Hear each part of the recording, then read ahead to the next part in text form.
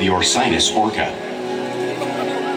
The orca lives in every corner of the ocean, from the Arctic to the Atlantic, the Southern to the Indian, to the mighty Pacific and beyond.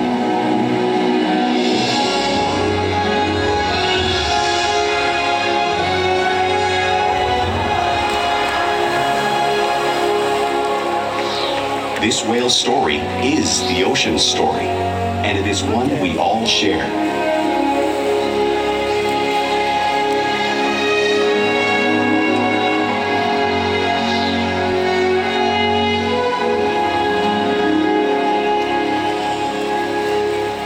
Welcome to SeaWorld's Orca Encounter. We are so honored to introduce you to this intriguing and majestic animal.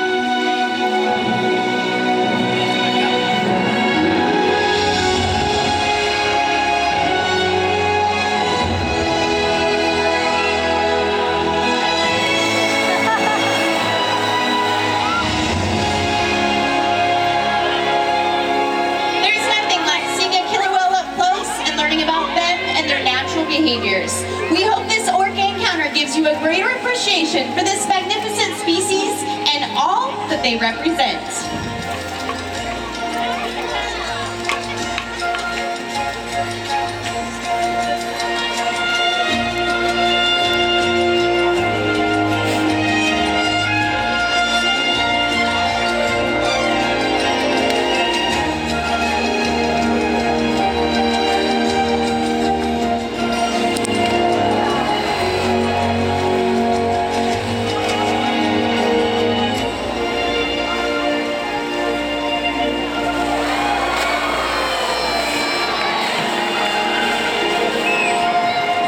While they are found in every ocean, orcas living off the coast of Iceland are quite different than those near Costa Rica. In fact, there are at least 10 types or ecotypes of killer whales. An ecotype describes the differences between killer whales' size, physical form, prey, social structure, and habitat. As you can see, the differences are subtle, but noticeable when compared side by side. Orcas are adapted perfectly to their environments. And even the whale's black and white coloration has a purpose. It camouflages the outline of their bodies in the water, making it easier for them to surprise and catch their prey.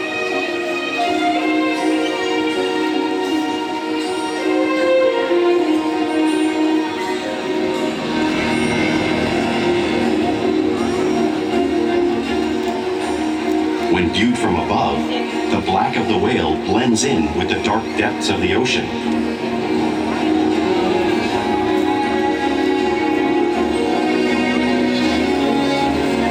When viewed from below, the orca's white bellies match the brighter surface of the water, blending with the light above, giving them the perfect camouflage.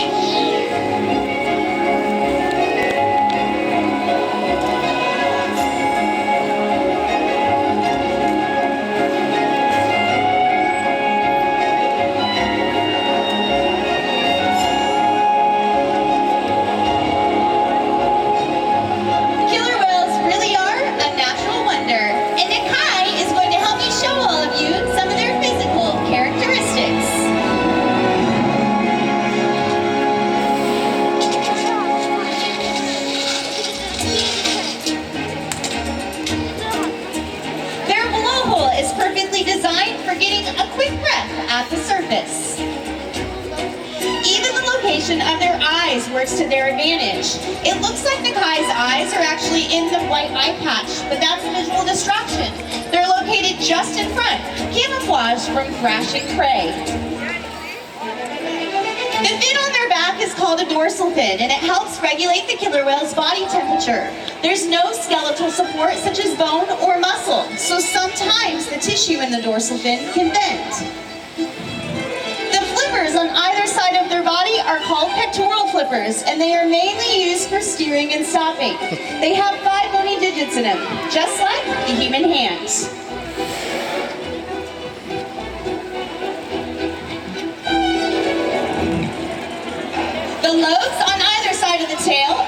tail flukes, and they're part of the killer whale's engine, propelling them up to speeds of about 30 miles per hour.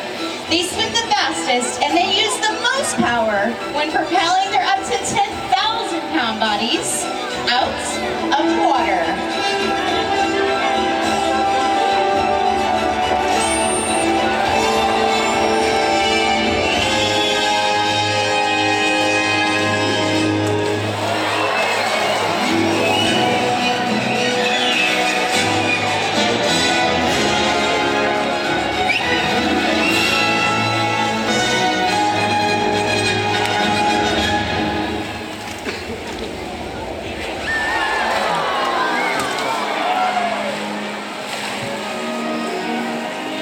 Killer whales are highly social animals with a well-defined social structure. An orcapod is always led by a female.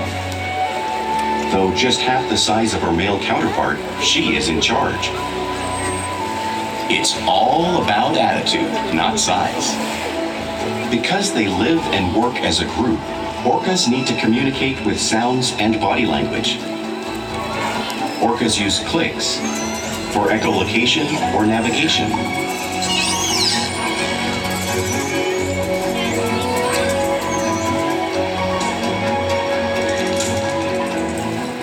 Whistles to socialize in the pod. And calls for group coordination and hunting.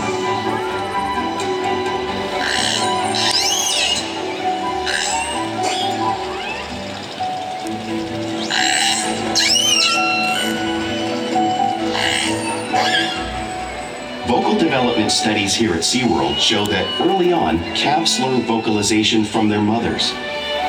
But as they grow, they learn from others close to them as well. This is a bottlenose dolphin call that Shouka learned and even taught other killer whales here at SeaWorld. In fact, orcas are the largest members of the dolphin family.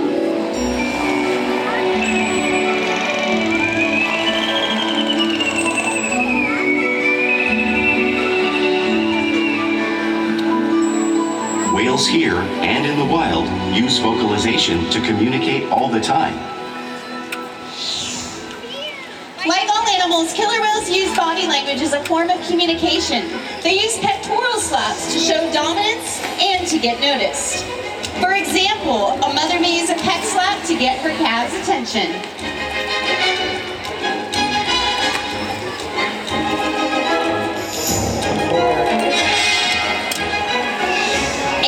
If they really want to be heard, they reach.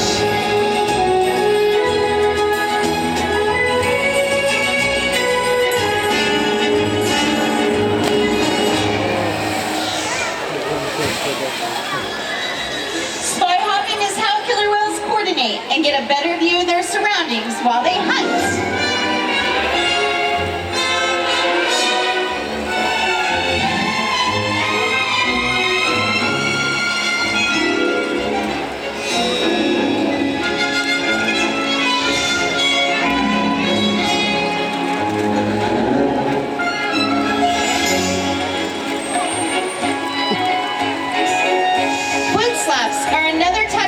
That killer whales communicate.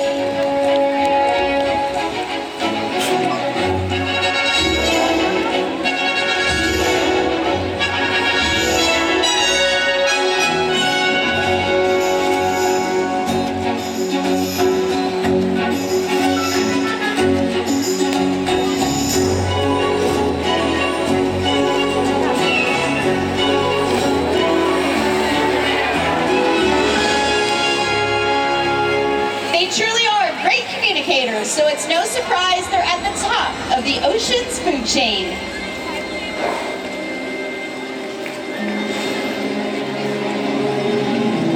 Killer whales work together to rear their young, protect their pod, and most importantly, pursue and catch their prey.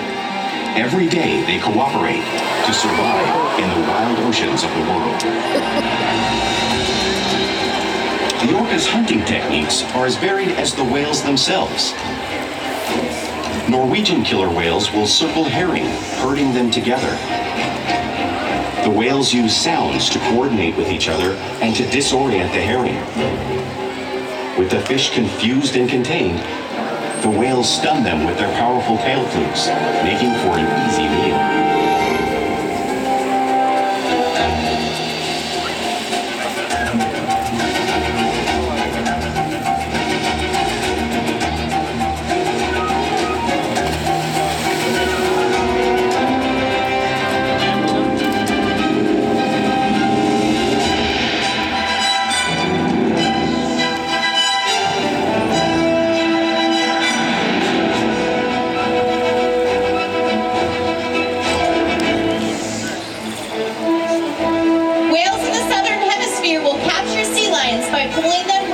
The beach. Watch as Ikaika and Nakai show you the same type of behavior right here.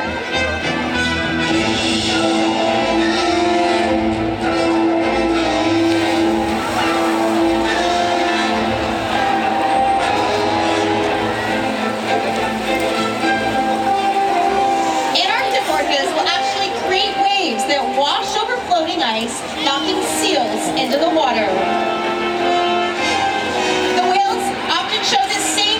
Wave-making technique, demonstrating one of the many impressive and complex hunting strategies killer whales have developed all around the world.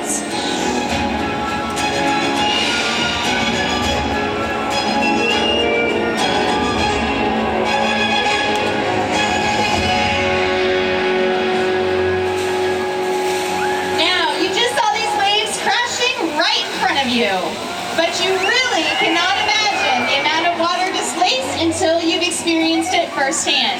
So fortunately, we have two volunteers that have volunteered to feel the power of the waves. All right, you guys have a seat for me right there, and I'm gonna have you hold on to that little handle.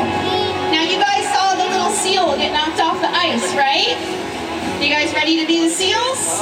Okay, hold on to your ice floe and get ready, because you are about to experience that same wave that those little seals felt. All right, here comes Ikaika, and here comes your wave. Look at that one, a good one. What did you guys think? Cold and powerful, huh? Well, you guys did such a great job. Thank you so much. Let's give them a big round of applause. All right, you guys, you can come back up here.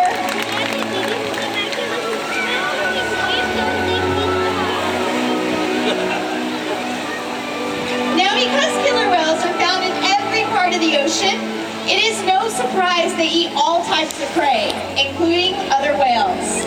The blue whale on the screen is the largest animal on Earth.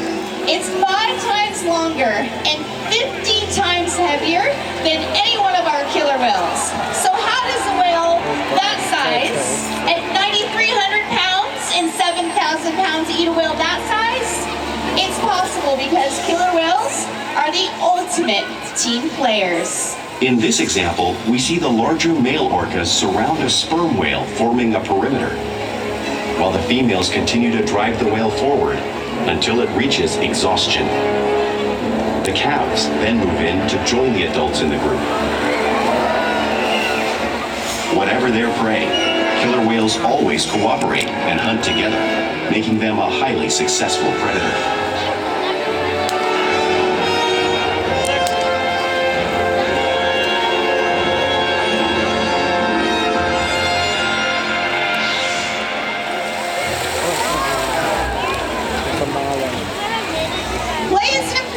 Of everyday life for killer whales. It's how they teach their young to hunt and practice their skills as they grow. Killer whales spend a lot of time interacting and showing off their playful side in the wild and also right here at SeaWorld.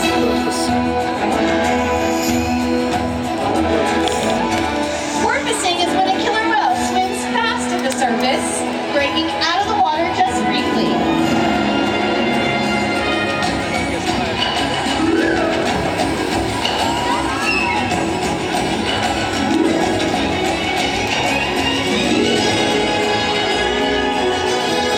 You'll see that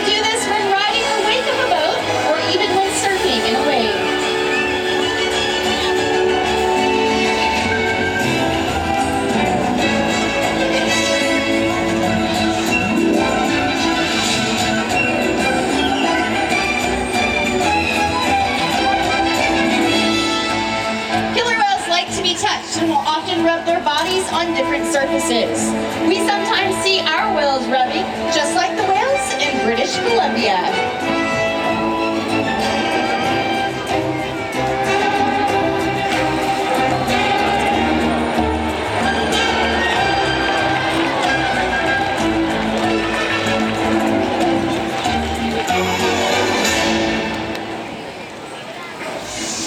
You will also see whales in the wild imitating each other. We see it here at SeaWorld too. The whales are often mimicking and learning from each other.